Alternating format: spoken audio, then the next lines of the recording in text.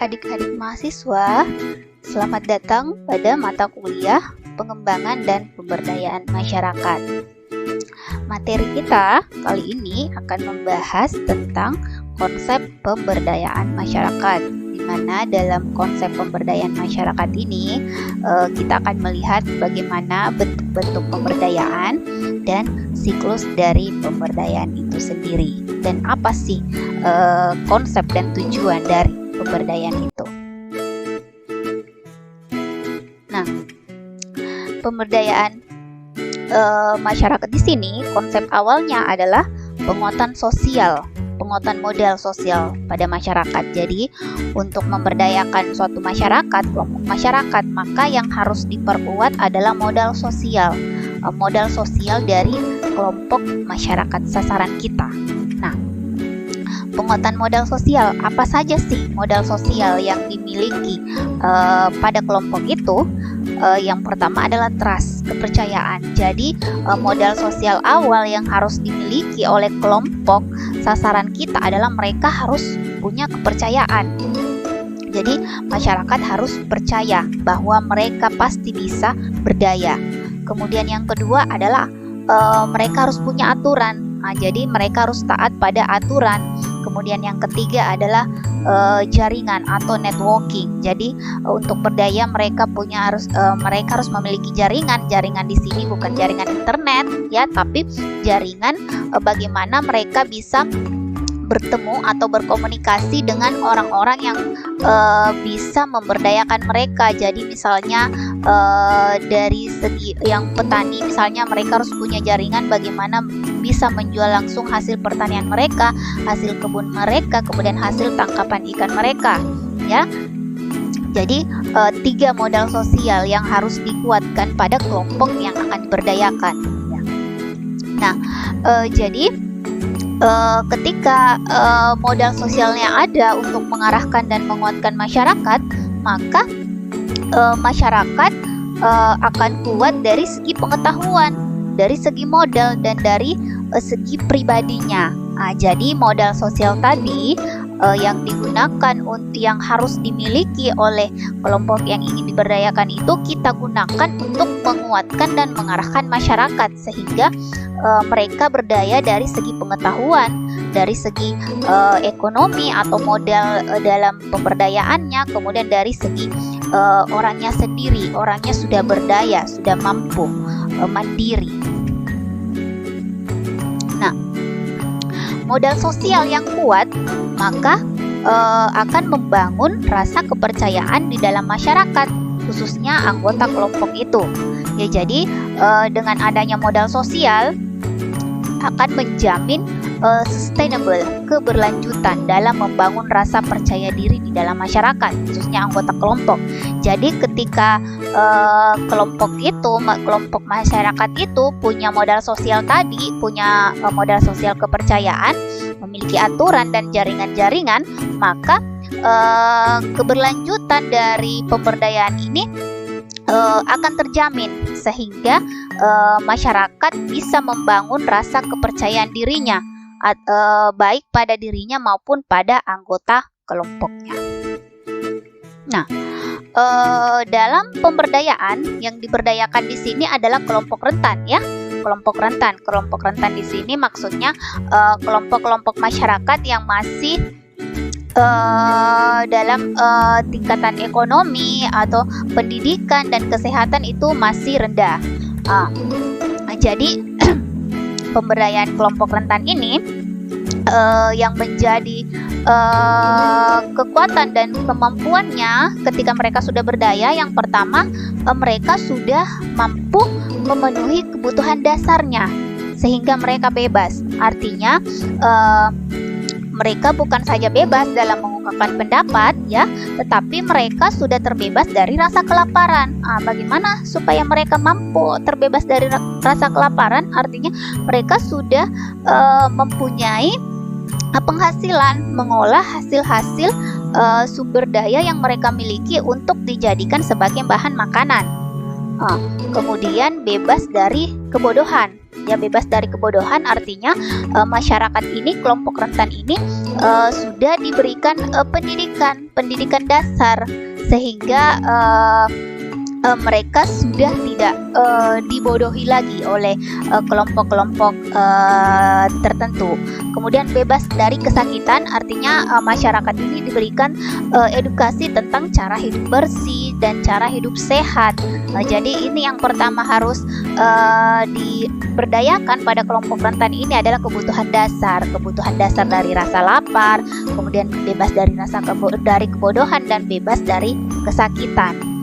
Nah, kemudian yang kedua adalah mereka, kelompok rentan ini mampu menjangkau sumber-sumber produktif yang memungkinkan mereka dapat meningkatkan pendapatannya dan memperoleh barang-barang dan jasa yang mereka perlukan. Artinya di sini kelompok rentan ini mereka sudah mampu mengolah sumber-sumber daya mereka, aset-aset mereka untuk dijadikan tambahan pendapatan.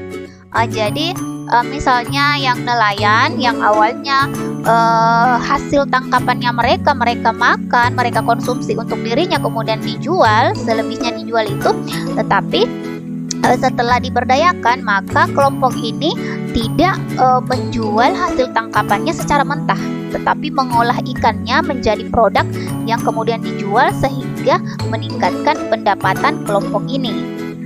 Kemudian yang ketiga, kelompok rentan ini sudah mampu berpartisipasi dalam proses pembangunan dan pengambilan keputusan-keputusan yang mempengaruhi mereka. Jadi kelompok rentan ini punya hak suara dan mampu bersuara, mampu menyuarakan aspirasi mereka dalam proses pembangunan pada kelompoknya.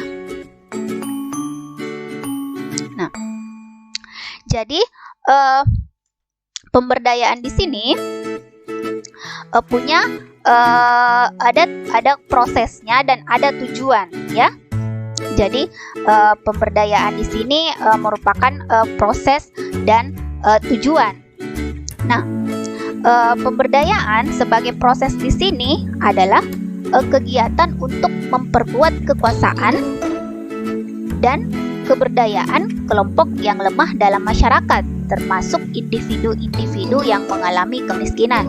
Jadi pemberdayaan dalam pemberdayaan sebagai proses di sini, di mana kita memberdayakan untuk memperkuat kekuasaannya atau memberdayakan kelompok lemah dalam masyarakat, termasuk individu-individu yang mengalami kemiskinan. Jadi ada prosesnya bagaimana kita memperkuat perekonomian mereka, memberdayakan kelompok-kelompok lemah ini dalam hal memberantas kemiskinan, ya. Kemudian pemberdayaan sebagai tujuan di sini di mana adalah merujuk pada hasil atau keadaan yang ingin dicapai oleh sebuah perubahan sosial. Jadi pemberdayaan tujuan adalah perubahan sosial.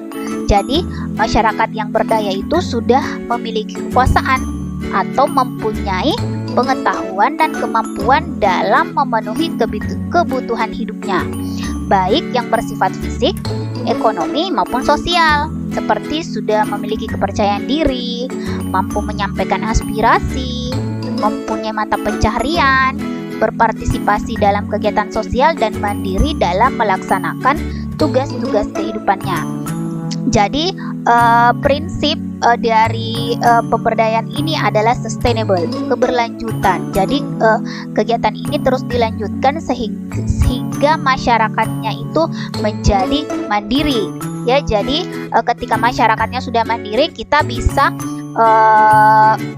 berhenti untuk mendampingi kelompok tersebut karena mereka sudah mandiri. Jika kita masih terus mendampingi mereka, artinya mereka belum mandiri secara dalam konsep pemberdayaan. Nah, paradigma dalam pembangunan itu yang pertama adalah people center. Jadi kita berpusat kepada kelompok yang ingin diberdayakan. Jadi kita berfokus pada kelompok itu, orangnya. Kita fokus pada orangnya. Apa sih yang dimiliki oleh orang pada kelompok itu? Apa yang bisa kita berdayakan untuk membangun kelompok itu? Ya, jadi kita fokus pada orangnya, bukan kita membawa diri kepada kelompok itu, tetapi kita melihat orang-orangnya memiliki aset apa untuk kita berdayakan. Nah, yang kedua adalah partisipatory. Jadi ketika kita melihat aset yang dimiliki oleh orang-orang dalam kelompok itu, maka partisipasi ini adalah yang berpartisipasi aktif dalam kegiatan pemberdayaan ini adalah orang-orangnya, kelompok tersebut. Bukan kita yang datang sebagai orang yang memberdayakan, tetapi partisipasi aktifnya datang dari orang-orang yang kita berdayakan, karena aset-aset dan potensinya pun ada pada mereka. Nah, empowering, memberdayakan diri. Jadi ketika mereka sudah berpartisipasi aktif, maka mereka akan menanamkan pada dirinya bahwa saya mampu berdaya. Ketika mereka sudah merasa mampu berdaya, maka prinsip sustainable, keberlanjutan itu akan ada. Sehingga masyarakatnya sudah bisa berdaya secara mandiri tanpa didampingi lagi. Nah, siklus-siklus pemberdayaan itu sendiri terdiri dari yang pertama adalah keinginan untuk berubah. Jadi dalam pemberdayaan masyarakat, yang pertama harus ada adalah keinginan dari masyarakat sendiri untuk berubah menjadi lebih baik. Jadi ketika kita mendapati kelompok yang belum punya rasa keinginan untuk berubah menjadi lebih baik, maka kegiatan pemberdayaan yang akan kita lakukan itu hasilnya tidak akan sesuai dengan harapan.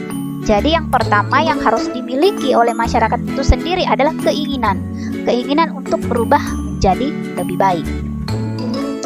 Kemudian pada tahap selanjutnya adalah masyarakat diharapkan mampu melepaskan halangan-halangan atau faktor-faktor yang bersifat resistensi terhadap kemajuan dalam dirinya dan komunitasnya. Jadi di sini masyarakat sudah harus mampu melepaskan diri dari halangan-halangan atau faktor-faktor, misalnya masyarakat yang merasa dirinya dia kurang mampu, dia bodoh. Jadi kita harus bisa membuat masyarakat itu mampu melepaskan diri dari rasa-rasa tidak mampu itu, dari rasa kebodohan itu. Nah, tahap ketiga adalah masyarakat diharapkan sudah menerima kebebasan tambahan dan memiliki rasa tanggung jawab dalam mengembangkan diri dan komunitasnya. Jadi, masyarakat ini juga harus mau menerima kebebasan. Jadi, mereka sudah merasa bebas dan memiliki tanggung jawab dalam mengembangkan diri dan komunitasnya. Nah, tahap keempat adalah masyarakat memiliki upaya untuk mengembangkan peran dan batas tanggung jawabnya menjadi lebih luas. Hal ini berkaitan dengan minat dan motivasi untuk melakukan pekerjaan yang lebih baik. Jadi di sini masyarakat sudah lebih mengembangkan perannya dalam memberdayakan dirinya sendiri. Jadi dia sudah mengetahui tanggung jawabnya yang lebih luas, kemudian dia sudah memiliki minat dan motivasi untuk melakukan pekerjaan yang lebih baik. Yang awalnya misalnya masyarakat itu masa bodoh hanya tinggal di rumah, kemudian setelah diberdayakan mereka sudah mengembangkan perannya, melihat oh ternyata saya punya aset yang seperti ini, saya ingin mengembangkan seperti ini untuk kehidupan saya yang lebih baik. Nah, kemudian masyarakat harus memiliki rasa apa yang harus dimiliki? Rasa memiliki. Jadi hasil-hasil nyata dari pemberdayaan mulai kelihatan ketika peningkatan rasa memiliki yang lebih besar menghasilkan keluaran kinerja yang lebih baik. Jadi masyarakat di sini harus memiliki rasa memiliki. Rasa memilikinya tinggi sehingga mereka mampu mengubah perilaku-perilakunya. Nah, jadi ketika rasa memiliki sudah tinggi, maka perubahan perilaku dan kesan terhadap dirinya itu sudah lebih baik. Jadi di mana keberhasilan dalam peningkatan kerja mampu meningkatkan perasaan psikologis di atas posisi sebelumnya. Jadi ketika masyarakat sudah berdaya, maka maka akan terlihat perubahan perilaku pada mereka, dan mereka memiliki kesan terhadap dirinya bahwa saya bisa, saya mampu. Nah, jadi pada tahap ketujuh, masyarakat di sini sudah berhasil dalam memberdayakan dirinya dan merasa tertantang untuk mendapatkan hasil yang lebih baik lagi. Jadi, pada siklus terakhir dalam pemberdayaan masyarakat di sini, kita berhasil ketika masyarakat yang kita dampingi itu sudah mampu memberdayakan dirinya sendiri, sudah mandiri dalam mengelola aset. Ini dibuktikan dengan mereka memiliki rasa bahwa saya ingin mendapatkan hasil yang lebih baik lagi. Yang awalnya mereka hanya merasa bermasa bodoh, tetapi ketika mereka sudah berdaya, maka mereka sudah memberdayakan dirinya dan merasa tertantang untuk melakukan yang lebih baik lagi.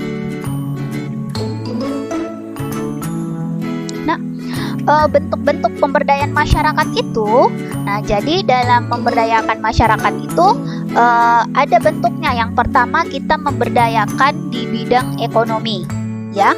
Jadi program pemberdayaan masyarakat di bidang ekonomi di sini merupakan program yang sangat penting. Tujuannya apa?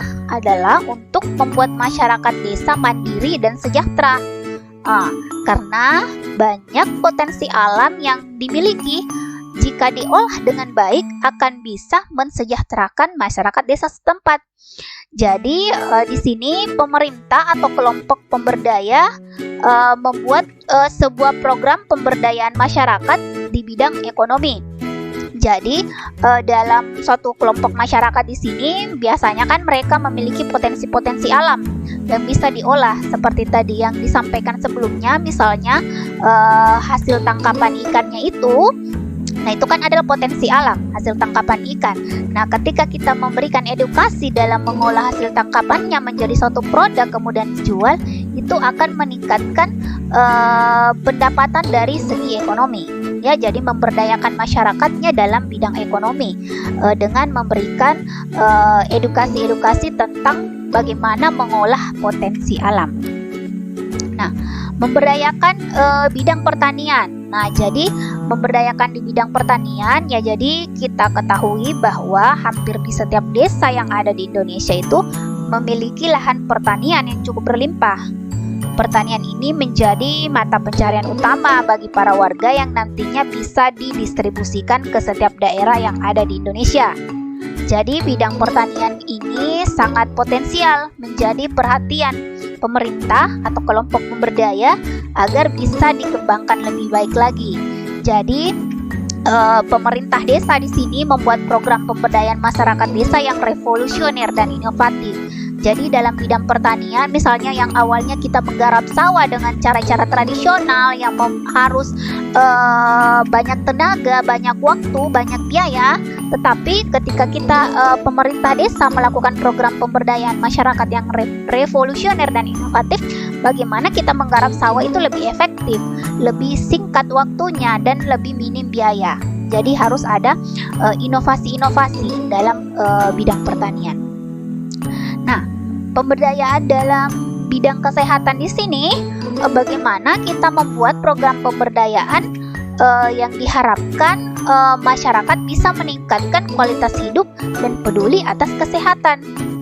Jadi sering kita lihat, jika dilihat ya secara kasat mata, bidang kesehatan di desa ini seringkali menjadi PR besar pemerintah.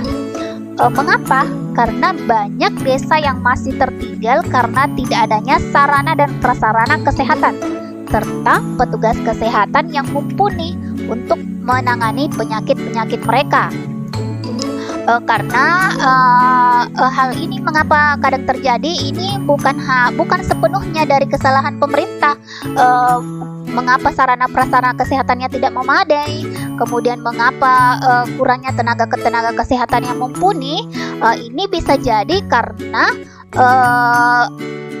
tujuan-tujuan yang ingin diterapkan pemerintah ini kerap berbenturan dengan nilai adat istiadat dan kepercayaan yang ada pada desa itu. Jadi seperti yang kita ketahui itu di desa-desa itu masih banyak petugas medis non resmi. Misalnya dukun beranak untuk menolong ibu melahirkan, ada dukun, ada mantri dan lain-lain sebagainya. Jadi hal-hal tersebut ini tidak bisa kita biarkan.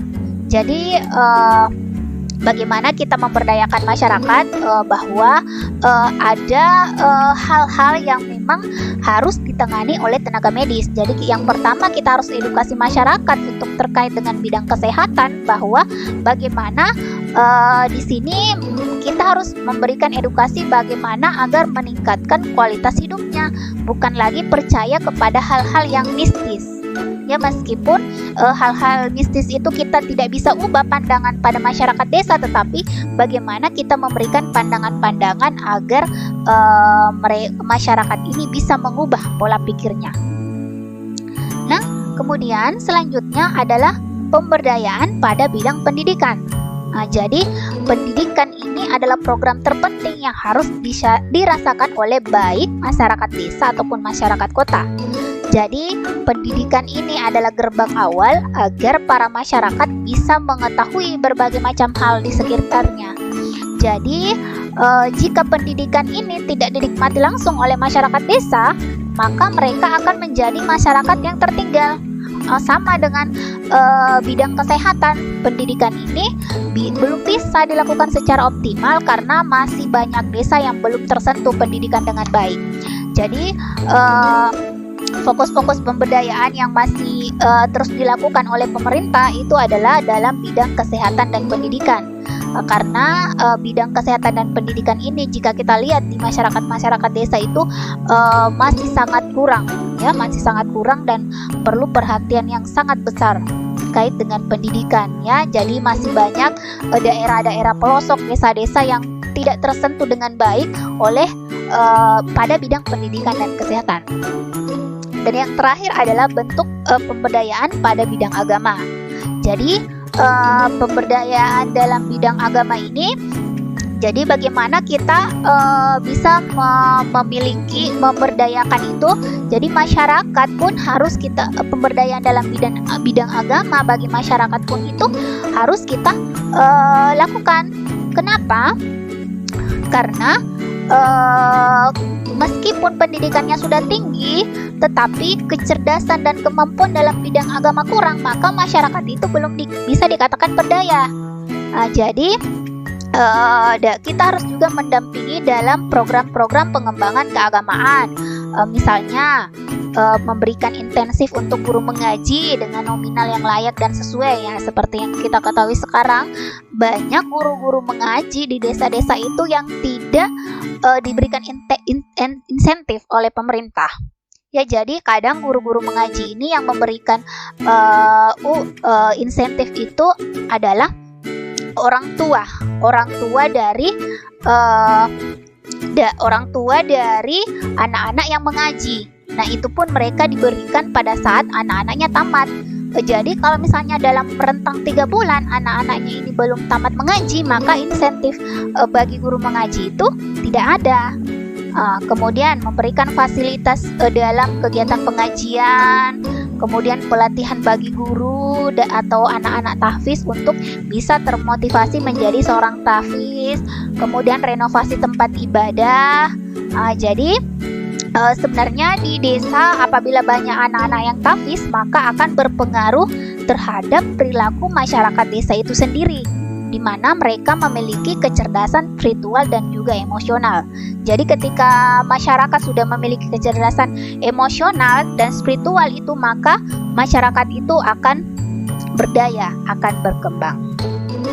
Nah, adapun strategi pemberdayaan yang bisa kita lakukan itu ada 3.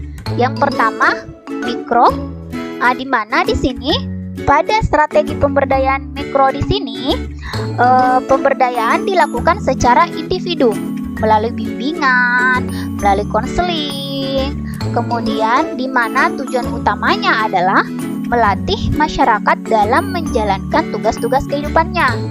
Jadi model ini sering disebut sebagai pendekatan yang berpusat pada tugasnya. Jadi kita memberdayakan secara individu melalui bimbingan dan konseling kepada orang-orang dalam kelompok yang ingin diberdayakan.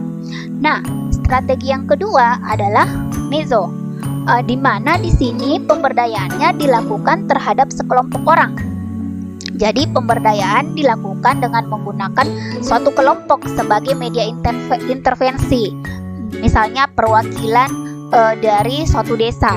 Nah, perwakilan dari suatu desa ini menjadi sekelompok orang, kemudian yang kita berikan pendidikan, pelatihan. Biasanya digunakan sebagai strategi dalam meningkatkan kesadaran pengetahuan, keterampilan, dan sikap-sikap masyarakat agar memiliki kemampuan memecahkan masalah yang dihadapi. Jadi jika mikro tadi ini kita melakukan pemberdayaan secara individu melalui bimbingan, melalui konseling. Nah, meso ini kita memberdayakan terhadap sekelompok orang. Jadi kita membentuk suatu kelompok, kemudian yang kita berikan pendidikan dan kita berikan pelatihan. Nah, yang terakhir adalah strateginya secara makro. Jadi secara makro ini karena sasaran perubahan itu diarahkan pada sistem lingkungan yang lebih luas, maka makro ini perumusannya adalah terkait dengan kebijakan, kemudian perencanaan sosial, aksi sosial, pengorganisasian masyarakat, dan manajemen konflik. Jadi di sini strateginya secara besar, secara makro itu pada suatu wilayah. Jadi pada suatu wilayah bagaimana kita memberikan melakukan pemberdayaan dengan cara memberikan tentang perumusan kebijakan, bagaimana melakukan perencanaan sosial, bagaimana melakukan aksi sosial, dan bagaimana melakukan pengorganisasian masyarakat dan manajemen konflik. Jadi ada 3 strategi yang bisa kita lakukan. Apakah kita melakukannya secara individu, apakah kita melakukan secara kelompok, atau melakukan dalam skala yang lebih besar lagi dalam suatu desa. Baik, terima kasih. Sampai jumpa pada pertemuan berikutnya.